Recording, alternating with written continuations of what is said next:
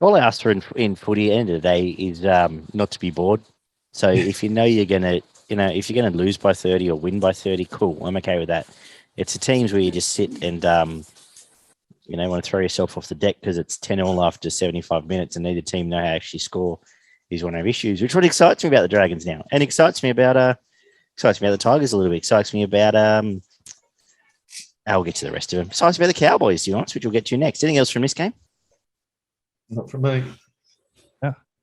Cody Walker, he was all right. I said I thought he was quite good. He got a bit hot and bothered at different times in the game, but that's who he is, and I think you'll see that more. You'll see that quite a bit during the season, I would imagine.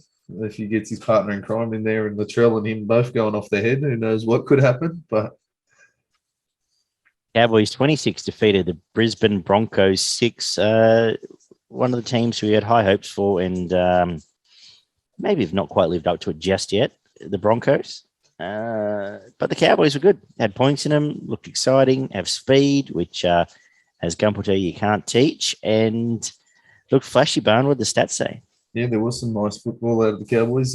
Not huge amounts of it, but there was some definite streaks of pace and good football. 4 tries to 1, 4 out of 4 conversions for the Cowboys, 1 out of 1 for the Broncos, 1 penalty goal out of 1 attempt for the Cowboys. 81% completion, played 79%, 31 out of 38 sets for the Broncos and for the Cowboys, and 34 out of 43 sets for the Broncos. 2 line breaks to 1, 34 tackle busts, played 33, 5 offloads to 7, 1 forced dropout by the Cowboys, 337 tackles, played 352, 2 ruck infringements from both teams, 1 inside the 10 from both teams. 3 penalties conceded to 5, 11 errors to 10, and a sin bin for the Broncos. Cotter made 35 tackles, Ricky made 37, Murray Tuolungi with 196 metres, and Corey Oates with 149.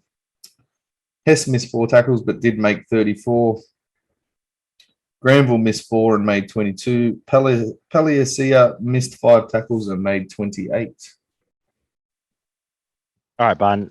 Where are both these teams actually at?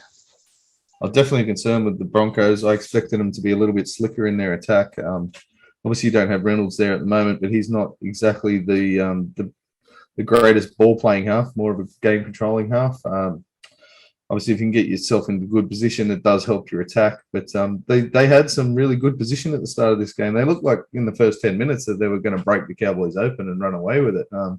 They looked quite dominant in that first 10 minutes, but then a couple of mistakes, some silly play, and the Cowboys got on the back of that. I think there's a runaway at one point, which just sort of broke open the Broncos, and then they seemed to fall back into being very confused in their attack and not sure exactly what they're doing. How can you... Sorry, yes? keep going. No, keep going. No, go on. How can you what? The concern I have is the more I think about the Broncos team, Kevy's now been there. This is going on second year. How can you have a first grade team where you still don't know who your first choice 5'8" is? Yeah, no, I have no idea, to be honest. And it sounds like they still don't, because you probably would have played there. Well, out of the 3 options that you saw on the weekend, they didn't give Mam enough time to do anything. I think he got about 10 minutes at the back end of the game, and they were only on the front foot for about a minute and a half of that 10 minutes at the back end of the game. Billy Walters looked probably a little bit better than Gamble, but he doesn't seem to know when to pick his time to run or when to pick his time to pass. He just seemed to get it wrong the majority of the time for the majority of the night. Seemed to be running when he should have been kicking, or passing, and passing when he should have been running or kicking. I struggle to see how Billy Walters is not just a 14. He's too small to be a frontline, at least a frontline 6. And he brings something you can play out of. You get that pace out of dummy half and that sort of thing. And the best part out of Gamble's, I think he didn't play a lot of games last year, but the games he did play, the best part of his game was when he dug into the line and when he ran the ball himself, and he basically didn't do it at all in this game. He just caught and passed or kicked the ball. So it's it's almost like if you're that in doubt, why wouldn't you just back Ezra Mam? Yeah, just go right. Here you go. I don't have an answer. Try and give me an answer. Ollie, any thoughts? Well, first and foremost, my thoughts on the Cowboys this season haven't changed. I still am predicting them to come close to maybe the worst regular season record ever, because I have to agree with Barney. A lot of the talking point sort of came from the concern of Brisbane. The hammer did stand out, though, for me, for the Cowboys, and he's always been one of the guys who I've had there who I don't think is sort of cannon fodder, if you will, for the Cowboys. Defensively as well, he was really good, I thought.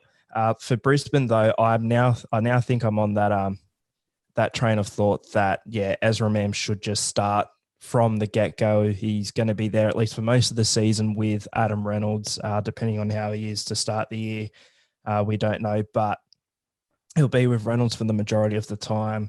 Tyson Gamble wasn't too great, I would say, so I'd probably just persist with Ezra Mam and put all my eggs in his basket if I were Kevy, especially when one of the greatest game-controlling halves of the past 10 years is your halfback. I think you're pretty much safe there. If there's probably about 3 to 5 halfbacks in the competition that, if need be, could absorb 100% of the pressure of a game, I'd say Reynolds is one of them. So if you put Mam next to him, he's sort of going for gold there. But yeah, I'd say this was more of a poor performance from the Broncos overall. I liked what I saw from Tom Dearden as well. I thought he was decent in this game, played above expectation. Well and truly, I'd say, I'm not saying he's going to be a world beater this season or anything, but I liked what I saw from him. I liked what I saw from Ruben Cotter as well, playing there at lock. Reece Robson, I thought, could have done a bit more. Somebody who I've had pegged as one of those players who I think's like a key player for the Cowboys. But again, it's one trial game. I'm not taking too much from this one, other than I now think Ezra Mam probably should be starting with Adam Reynolds full-time for the Broncos in 2022. Barney had plenty to say, so sorry to cut you off earlier. Keep No, going. you're right. Young Corey Pakes, he's got a decent passing game, and he adds a bit of. He's obviously quicker than Turpin out of hooker. A couple of nice touches in the first sort of 10 or 15 minutes, and I think that was sort of why they got on the front foot so much they did. But then there were some poor errors, and his defense was alarming at times. So I think he may have actually played himself out of a start to this game. So I think you might find Turpin coming back in to start at the start of the year. Chad's kicking game was pretty good.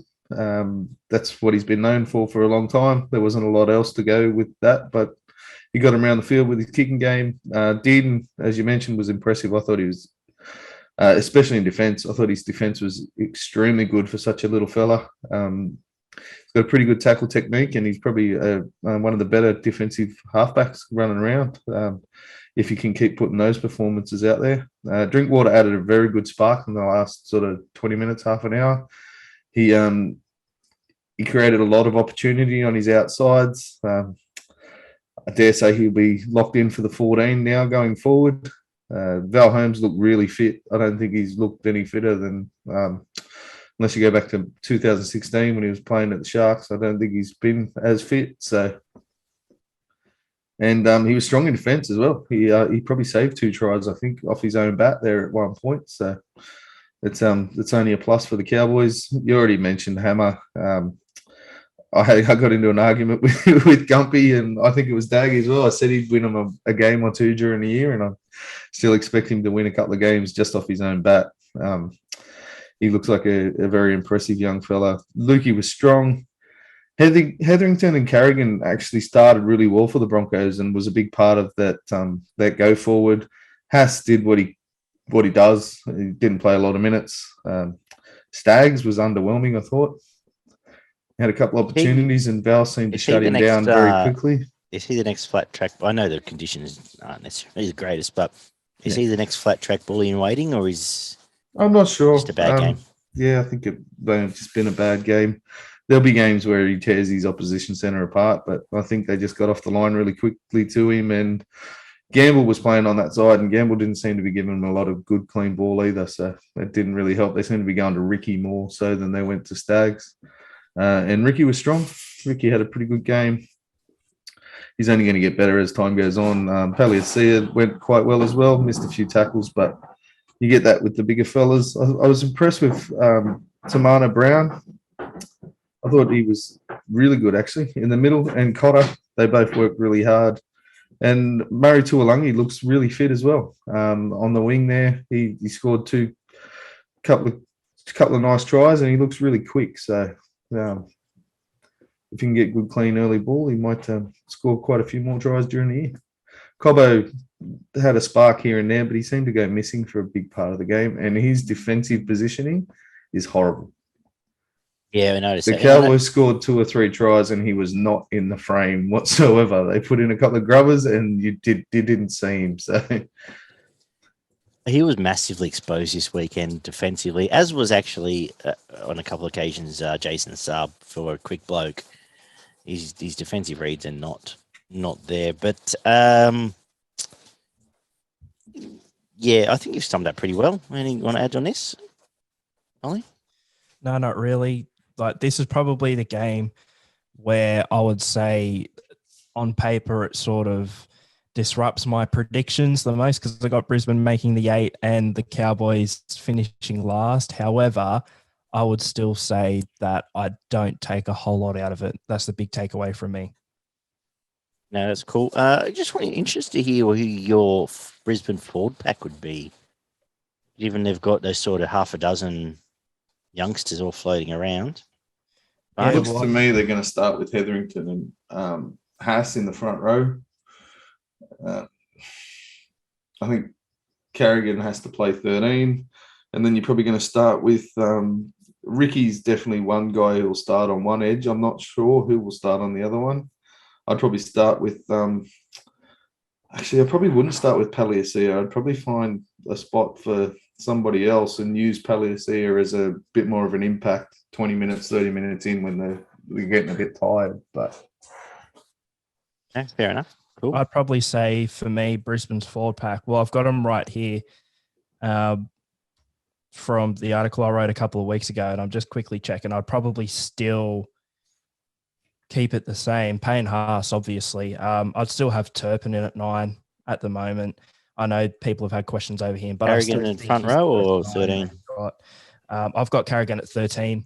Flegler starting alongside Payne Haas in the forward pack. Capel and Ricky both starting as well on the bench. I've got Hetherington as my 14 because he can play hooker as well.